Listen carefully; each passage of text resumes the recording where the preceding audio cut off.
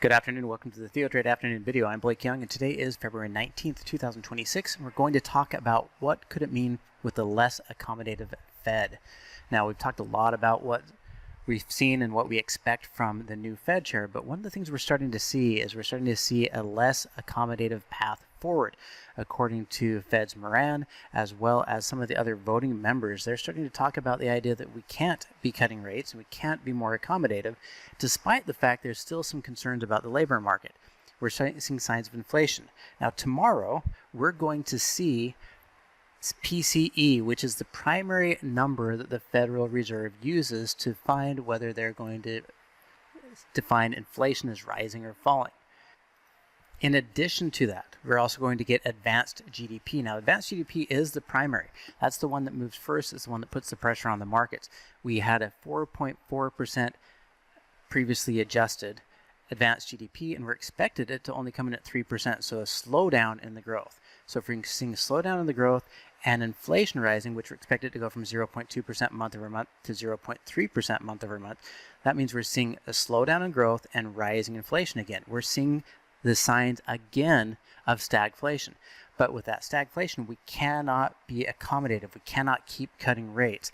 Otherwise, it'll put us in a worse situation, in a deeper recession, and even possibly down to the 1970s type of recession or even depression. So the Fed is in a very difficult between the rock and the hard place situation, and we're seeing that in the behavior of the market. So I've got the TNX pulled up here, and we tried to rise today. We're actually seeing interest rates rise. When the bonds were being bought, that means the interest rates and the yields went down. The fact that we bounced off of this and we tried to get a buy signal here, we tried to get a rally here, if we get a close above 40.95, I do think we can get all the way back up to 42.18. Now that would accompany a drop in the 10-year treasuries. So if we saw the 10-year treasuries go down, then that would be the same setup. You'll notice we're right there at the monkey bars and about to roll over.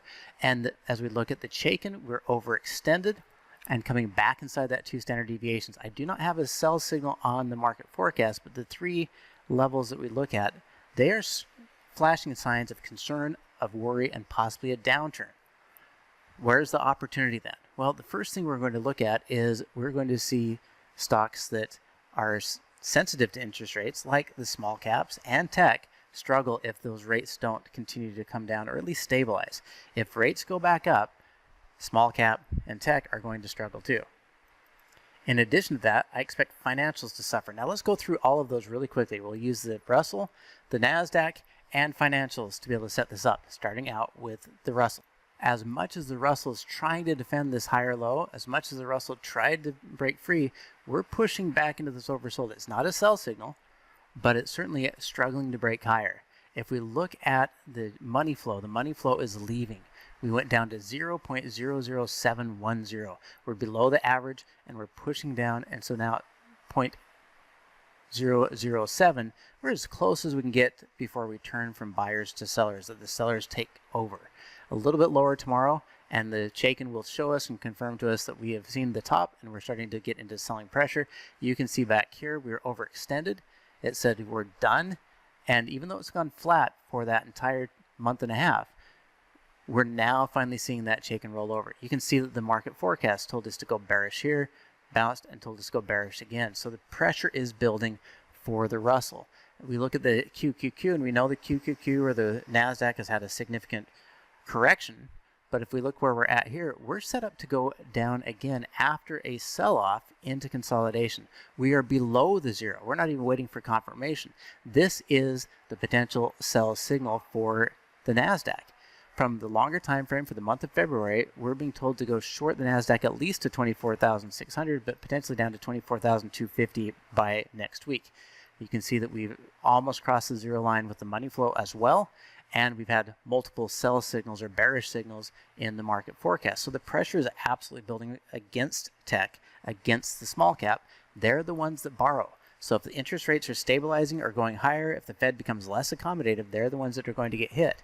And we will likely see less borrowing. So if we go to the financials, this is bad news for the financials right now.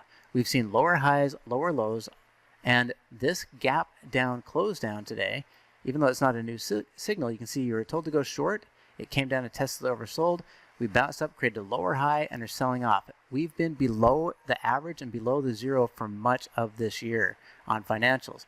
This could be an acceleration to the downside. What we're looking for is average volume at least on a down day. And that could be a situation where we could sell calls, call verticals, or even just buy out of the money puts to create a low risk trade if financials continue to struggle and go lower. And if those rates continue to struggle, I think that could be a problem. Picking specific stocks inside of financials, Visa is one of my favorites to watch. It's my canary in the coal mine, because if Visa starts going lower and lower, that tells us that consumers are spending less. It's not a matter of whether they're going into default on their credit cards. It's more the issue of whether or not there's going to be less transactions. And so if there's less transactions, then this will continue to go lower. You can see that we're below the Chaikin. We've had sell signals on Visa multiple times this month. We've dropped back down, and we have a green line that is deep in the lower oversold zone, but it can stay there for quite some time like it did back here. This is new territory for the Visa for this last year. But if you want to get into some really interesting ones, I would throw in something like Blackstone. And Blackstone has a ton of private equity and a ton of private equity exposure. And you can see we just put a new annual low in for Blackstone. We've gone all the way from 190 all the way down to 125. Today is a bearish breakout. And you can see we crossed back below the zero on the money flow. We broke out of this, out of the monkey bar. 120 is my short-term target. It's only $5 away, but it could give a pretty swift move down there in a matter of a day or two.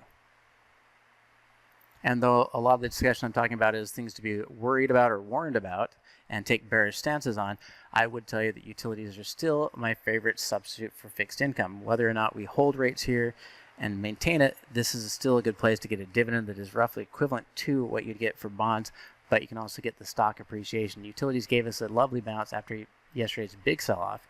We still haven't taken out this low.